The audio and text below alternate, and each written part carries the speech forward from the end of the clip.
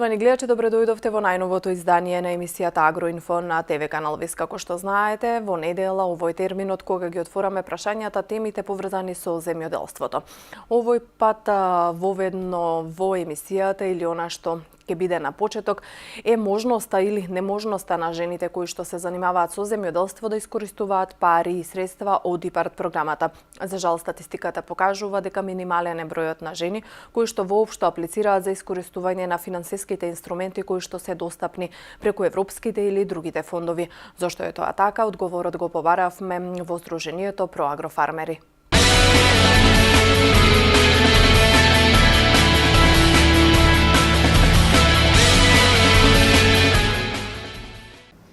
Господине Јанев, колку жените земјоделки од овој регион, од Дојран до Радовиш, аплицираат за програмите за рурален развој и кои се причините заради тоа што ако има мал број не се јавуваат овој? Жените земјоделки многу ретко или воопшто не аплицираат за овие средства, најчесто поради слабата информираност, а и поради ограничувачкиот критериум кој го има во националната програма, каде што услов е жената да е во брак, да има родено едно дете, да е невработена и да живее во населено место над 700 метри надморска висина.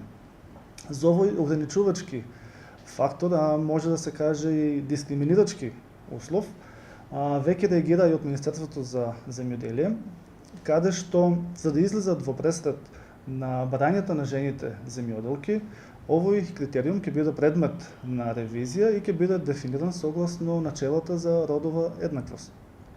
За поголема искористеност на овие средства, неопходно е и поголемо вклучување на жените во креирање на земјоделските политики, но и нивно активно инволвирање во процесите на одлучување за рурален развој како на локално ниво, така и на национално ниво.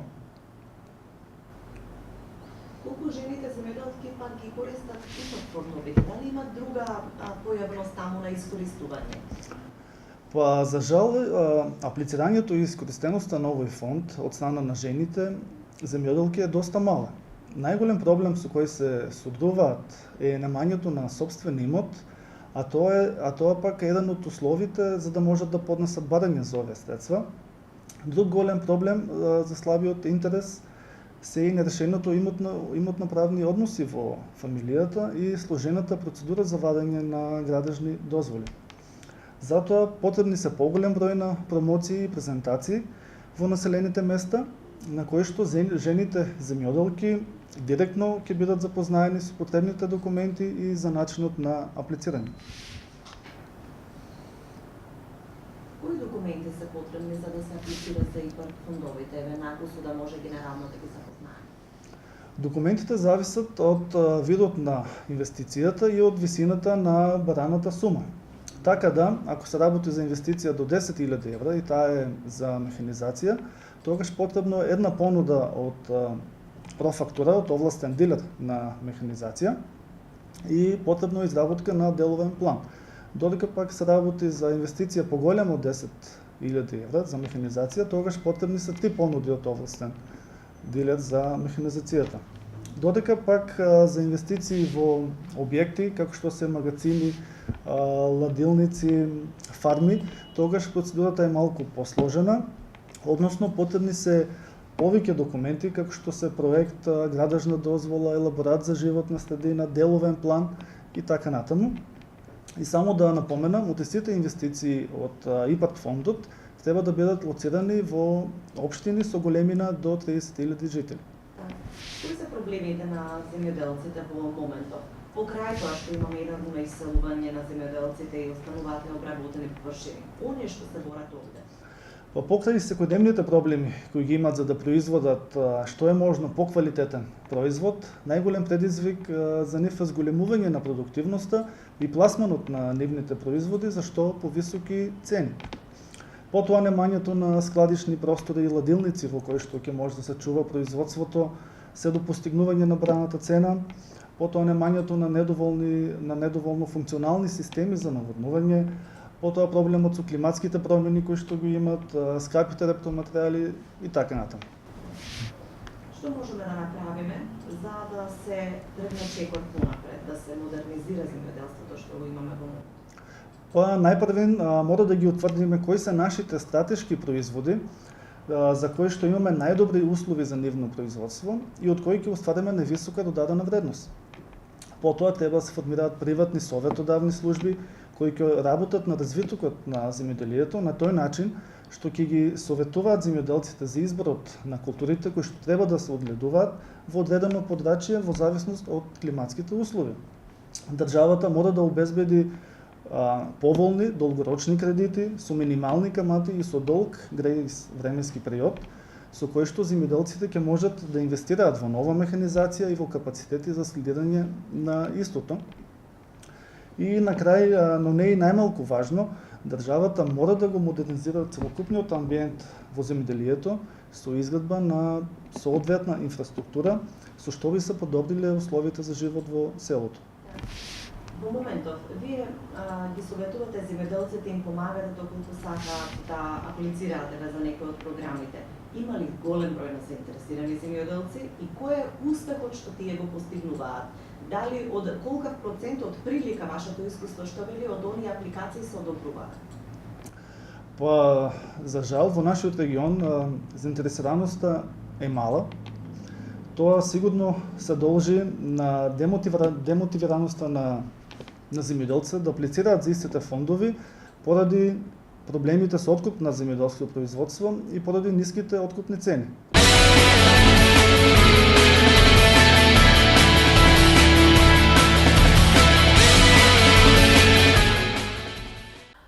А секако во земјоделската емисија одвојуваме и простор за совети за земјоделците, кои што ги дава нашиот стручен соработник Игор Ивановски, магистер по земјоделски науки.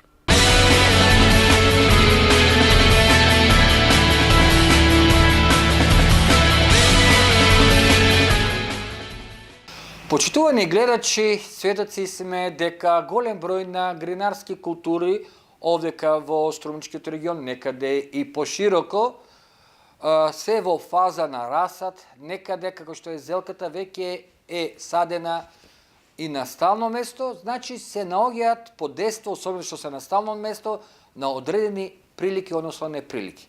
Зимски период нормално се случува дента да има сонце, под оранжери, под фоли, температурата да се искачи и на плюс 30 степени Целзиусови, за потоа наутро, кога температурите надвор достигнати до минус 6, 7 и 10 степени Целзиусови, под нулата, да и во самиот пластеник да паднат и околу нула, па и минус 2-3 степени Целзиусови. Сите овие потреси, почитувани гледачи, доста негативно се одразуваат врз самото растение, без разлика што, еве, пример, зелката е ладнолюбливо растение. Значи, издржува пониски температури. Со цел да се избегнат овие потреси кои што настануваат, мој совет, моја препорака е да се употреби амиксолот. Тоа е специјално ѓубриво, кој што пред неколку емисија го представивме, ама сега еве сметам дека е време повторно да го повториме, односно да го повториме неговото представување.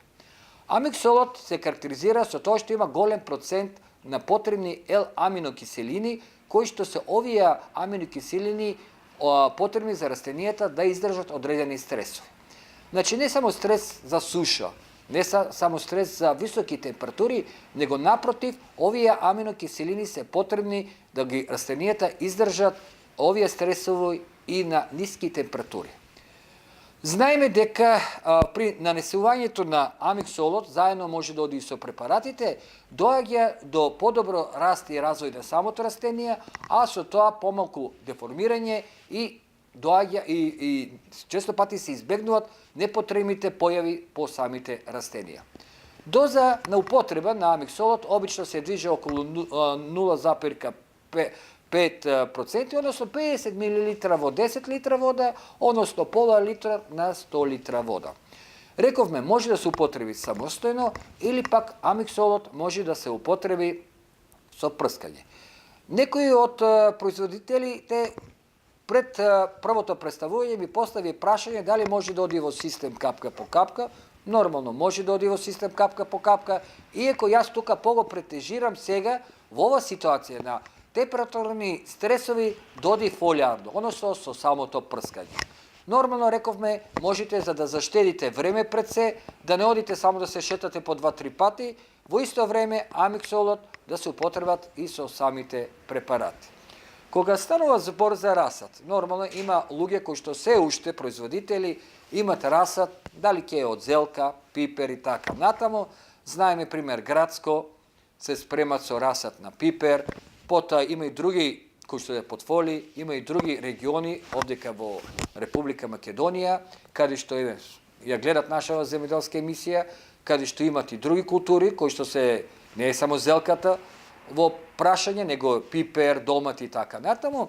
И тука се поставува прашање во расат кој е најдобро ѓубриво сега да се употреби.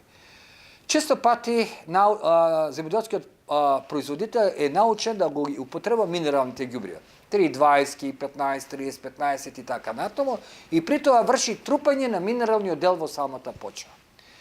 Јас препорачувам да ги малку разречите употребата или да го разречите употребувањето на овие минерални ѓубрива на сметка на ѓубривото Унистарт, односно тоа е течно микробиолошко ѓубриво. Ѓубриво кој што е богато со микроорганизми од типот на бацилус и слични, кои што вршат разградување на целокупниот минерален дел, па и органски дел во самата почва. На тој начин приемот на храната од страна на растенијата ќе достигне над 98%, а пак од друга страна ќе се намали и можноста да дојде до покачувањето на ецето, кој што е многу штетно, па и пореметување во однос на самата pH.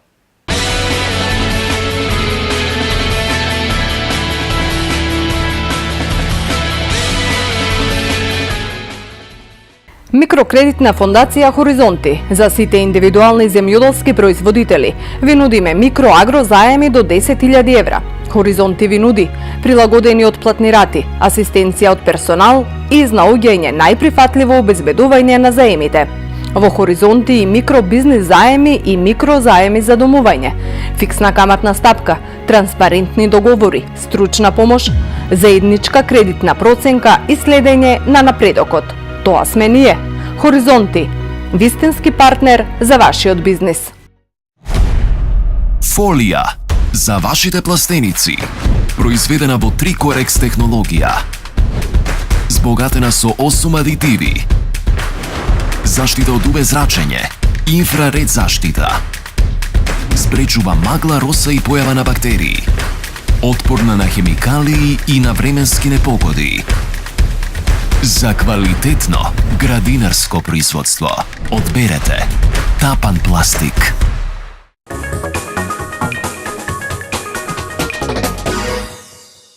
Министерството за земјоделство распиша оглас за издавање под закуп на земјоделско земјиште.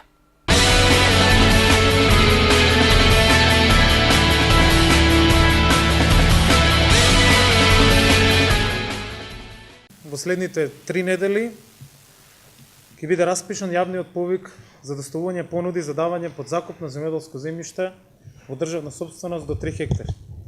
Односно најдостано до 11 јануари 2019 година сите заинтересирани за овој јавен повик треба да достават комплетна документација со пријава за апликација, односно за интерес до Министерството за земјоделство, шумарство и водостопанство. За разлика од огласите за кои што Министерството ги објавува расположливите парцели, со овој јавен повик им овозможуваме на земјоделците, доколку имаат информации каде има слободна земја, само иницијативно да пројават интерес преку изработка на геодетски елаборат и прибирање на сите потребни документи. Единствено, земјоделците треба да внимаваат земјиштето да не е предмет на денационализација и да не е веќе дадено под закуп. Овој јавен повик е наменат за целокупното земјоделско земјиште во државата, односно во 34 региони. Целта на овој повик е да го ставиме во функција целото расположливо земјоделско земјиште, особено оние парцели кои што се со 4-та, 5-та, 6-та, 7-та и 8-та класа, а кои што може да се скористат за земјоделско производство. На овој начин создаваме поволни услови сите земјоделци кои веќе се занимаваат со земјоделство, оние што сакаат да го прошират своето производство или да започнат нов агробизнис, да склучат договор со Министерството и да дојдат до земјиште. Земјиштето за кое што ќе склучат договор треба да го искористат за подигнување на долгогодишни насади, оранжерии, долгогодишни насади со лешник, маслинарници, други земјоделски култури за период од 15 години, ливади за период од 15 години, за брзо растечки дрвја, за рибници и за спортско-рекреативни активности и рурален туризам. Како што кажав и претходно, целта на овој јавен повик е да се стави во функција секоја педа земја која што може да овозможи дополнително земјоделско производство. Односно, крајната цел е да се зголеми производството на храна. Со уведување на оваа олеснителна процедура им овозможуваме на сите заинтересирани со нивниот пројавен интерес да добијат државно земјоделско земјиште и на тој начин директно да ги зголемат површините со обработливо земјоделско земјиште, а со тоа и производството во земјоделството. Овој процес се одвива паралелно со континуирани јавни огласи за издавање на државно земјоделско земјиште и представува една силна заложба на владата и на ресорното министерство максимално да ја зголемиме обработената земјоделска површина во државата. Да потсетам дека паралелно со овој јавен повик тече и огласот за давање под закуп на државно земјоделско земјиште над 3 хектари, кој што меѓу другото е наменет особено за инвестиции во преработувачките капацитети, односно инвестицијскиот оглас. Вака комбиниран, очекувам дека јавниот повик и инвестицијскиот оглас, кој е особено важен за решавањето на откупот на земјоделските производи, ќе дадат дополнителен инпут во земјоделството. Ова е само дел од нашата стратегија за ставање во функција на секоја педа земјоделско земјиште, затоа што зголемувањето на обработливите површини и инвестициите во системите за наводнување кои што ги реализираме, заедно со рехабилитацијата на постоечките, се два клучни сегменти за остварување на целта да се зголемено и конкурентно земјоделско производство.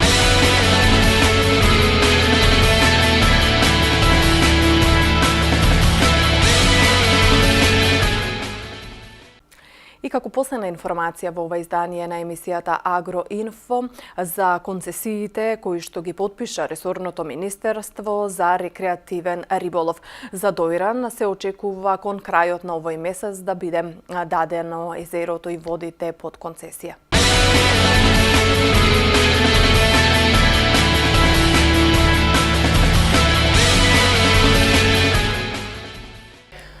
Овие договори се дел од трите постапки за доделување риболовни концесии кои беа донесени со одлука на владата. Во оваа постапка беа опфатени 16 риболовни води, односно 6 риболовни ревири и 13 рекреативни зони, од кои денеска се потпишаа 6 договори. Станува збор за акумулациите Стрежево, Козјак, Мантово, Паљорци, Мавровица и Глобочица. Инаку владата годинава донесла одлуки за започнување 3 постапки за доделување концесија на рибите за организирање рекреативен риболов, во кој беа опфатени 47 риболовни води, од кои 28 за риболовни ревири, односно реки, и 19 рекреативни зони акумулации. Третата и последна постапка е во тек и во истата се опфатени 10 риболовни води. Во оваа постапка, покрај доделувањето концесија за организирање рекреативен риболов на 5 риболовни ревири и 3 рекреативни зони, започната е постапка за доделување концесија за вршење стопански риболов на двете риболовни подрачја Охридско езеро и Дојранско езеро, за што до крајот на месец јануари следната година се очекува да бидат склучени и договорите. Моментов немаме концесионер на Дојранското езеро. Постапката ја води Министерството за земјоделие. По последните сознанија што ги имам, требаше да помине уште една комисија и да се објави самиот оглас за избор на концесионер. Таа постапка за избор трае 1 месец, мислам огласот за распишување. И се надевам дека тоа ќе биде што е можно побрзо, а со тоа ќе ги решиме и проблемите и за заштита на рибниот фонд и ред други активности кои што треба да ги исполнува. И мислам дека се дозволува, свесно се дозволува за спортскиот риболов, меѓутоа треба да заштитиме од она поголемото ловење со мрежи и такви работи. Јавното отворање на понудите од третата постапка беше на 24 овој месец. По евалуацијата на понудите ќе се поканат сите понудувачи кои имаат доставено комплетни и прифатливи понуди да учествуваат на електронската аукција. Критериумот за избор на оваа постапка, како и на претходните два, е највисокиот понуден концесиски надоместок. По завршувањето на оваа постапка, следната година се предвидува започнување нова постапка со која што ќе се опфатат сите риболовни води, за кои во постапките во 2018 немаше заинтересирани понудувачи или немаше доставено прифатливи понуди. Согласно Законот за рибарство и аквакултура, рибите од риболовните води за организирање рекреативен риболов се доделуваат на користење по пат на концесија за период од 6 години. Основна цел на доделувањето на концесијата е создавање услови за организирање рекреативен риболов, односно овозможување на вршење заштита и користење на рибите преку планско експлоатирање на одржлив начин.